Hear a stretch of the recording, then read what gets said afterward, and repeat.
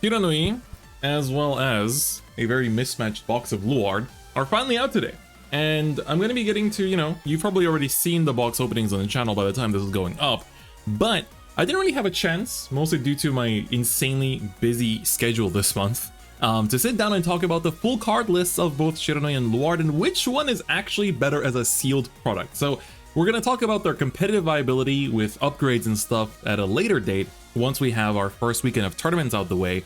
But just out of the box, if you're someone that likes to play sealed Vanguard, or if you want to pick up a really good product for a budget, I want to tell you, or at least discuss, which one I think is the better one to pick up just from the sealed box. Like literally just buying this and nothing else. Sorry, he's upside down. Look at him. He's trying to give you a high five. You see that? Bro feast. You can high five him or get dominated. It kind of goes both ways. But today we're going to take a look at the card list for both of them, and I want to just go over how well done these two are and how worth they are to pick up, because these are both really, really good products, but I think there is one of them that is slightly better than the other if you're going for just sealed. With competitive and like things that you need to pick up for them to upgrade them, I will handle that in a different video. Today, we're going to look at just the sealed product. So I want to start off with Shiranui, because Shiranui already is really, really good from everything that we have, right? We have the ride line. The ride line makes the crest and it draws as always. The grade 2 of the ride line Genkai, you've seen probably people on Twitter talk about, it's like, oh, you can put the Shoujo Doji grade 2 in here as well, but it's not necessarily that great because you do lose out on something that's really good from Mr. Genkai's effect, which is that when you ride over him with a Shiranui, you call him out to rear, and then you get to soul charge 1 and revive something from your opponent's drop zone, at which you can then later dominate, right? And when you do dominate a unit and he's on rearguard circle, you counterblast 1 to give that unit plus 10k, and then he gains boost. So what's really cool is that the revive is actually more important than you think, because there's quite a few decks out there that are going to be resisting, right? They have like Bastion, Accord, you cannot choose the front row rear guards, and then there's things like what was the other one? Things like prisms as well. They like bounce everything back to hand, so they have an empty board, and it's like, well, if you don't have rear guards to dominate, what are you gonna do, right? The Shiranui grade 3 himself does dominate one of your opponent's, he dominates, but also he revives one of your opponent's drop zone cards, but he only does that from turn 4 onward. So if you want to dominate something on turn 3 going second, you're gonna need Genkai, so that's already very good. And of course, this Shiranui is just a great grade 3 too. The Stride Fodder is the other Shiranui, that's a card we want to keep. Sekie and Furai are both restanding rear guards, right? Furai can restand when your Vanguard attacks, even if it's, as long as you've dominated something this turn, and he also gains 5k power. And Sekie is something that restands after your, from your second stride onwards. And so that's also very good because he also draws a card and gains power. So you have 2 different restanding rear guards. So you can make a total of 8 rear guards that restand themselves, and they're your only grade 2s as well, so they're super good.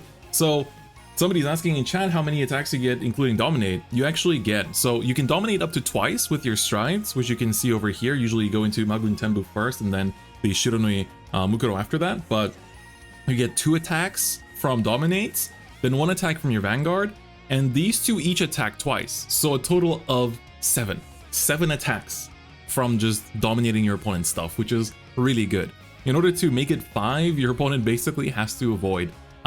So the 7 attacks only happen if you have 2 Furais or from turn, second stride, so turn 5 or 4, depending if you go first or second onwards with this guy. But 7 attacks is really strong. Of course, some of them hit wet noodle, so they're not necessarily the best attacks, but they're still pretty decent, right? So these 2 are both amazing. You get the effect PGs in this too, so even if you just lack effect PGs, it's a good pickup. And there's stealth as well, so if you're playing like Shoujo Doji or something, or the Snake, that's pretty good. We got the Stride Fodder in here that searches you the Shiranui. You got Tenrei, who CB1 draws you a card and bounces back to hand 2. And then you got this guy, who essentially is a Soul Charger / Power Giver. So this is like the only card you would possibly replace out of all of the cards, right? Everything but Zanke is amazing. This is literally pick up and play. This is the most pick up and play product there is. You have both amazing strikes to go into. Shiranui Mukuro is basically your win con, but you also have Magun Tenbu that's just an amazing card too. So overall, just incredible. This whole set literally just has 1 replaceable card, and even if you don't replace it, Like, you do need the soul because both of your restanders need soul as well. So you're basically filling up that win con. So Shiranui sets a very high bar, right? When you only have one card you potentially want to replace, and that's it. Then moving on to Luard, of course. So we already spoke very highly about Shiranui, and Luard definitely has a bit more that we can alter. So of course the ride line, the grid 1 and 0 do the same thing.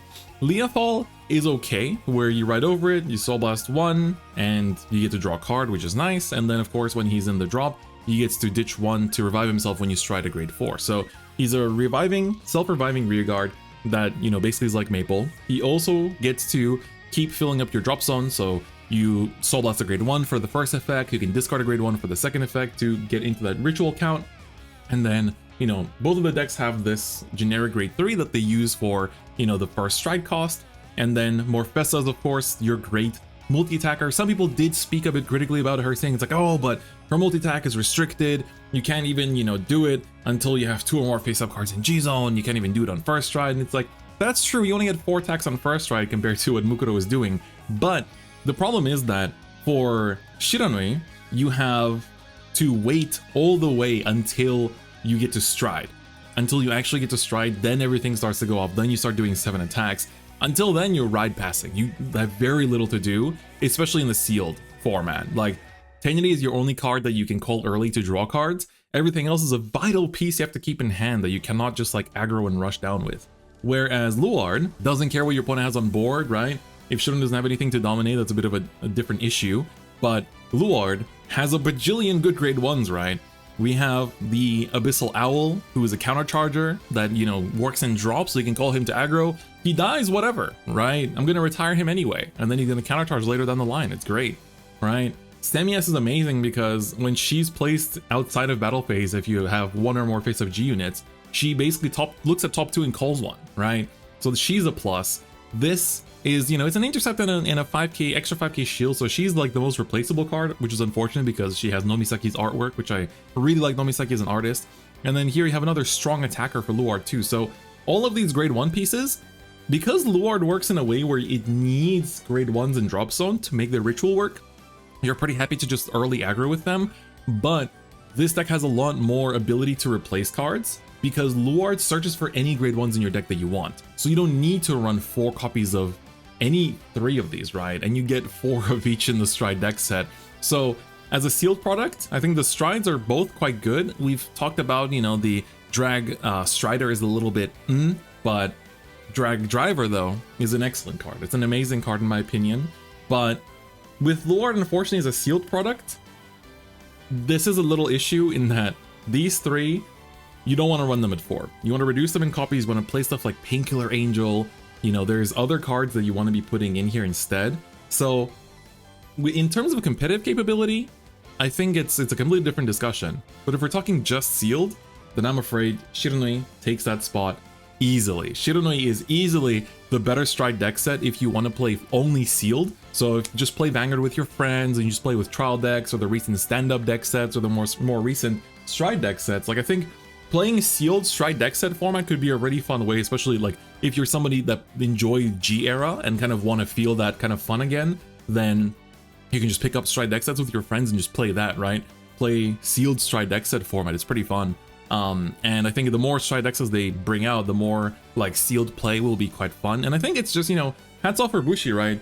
These Stride deck sets, you know, they do go for like $50, so it's like the price of your AAA video game. I mean, I guess video games got more expensive than that these days, but you know, this is a really good way to not just like get started with the game or get into the game competitively, but this is also a great way to just like have fun with your friends, right? You, like, don't forget that you also, like, I'm basically doing a sales pitch for Bushroad here. I don't even work for them or anything, but you get sleeves in this, you get the storage box in this on top of the deck too, so it's pretty good. I think it's pretty good for that reason. But let me know your thoughts in the comments below, which one you think is the better sealed Stride deck set. We will talk about cards you want to pick up for both of them in order to upgrade them pretty soon in a couple days, and also talk about which one of these two is the better competitive one. So we're gonna be milking this Luard and Shiranui Stride deck set train for a little bit, so I do hope for your patience with me in going over these topics, because I think they're pretty important, especially because you can still pre-order them in English. That's the thing. I don't want you missing out on this if they're too popular. So make sure you place those pre-orders. But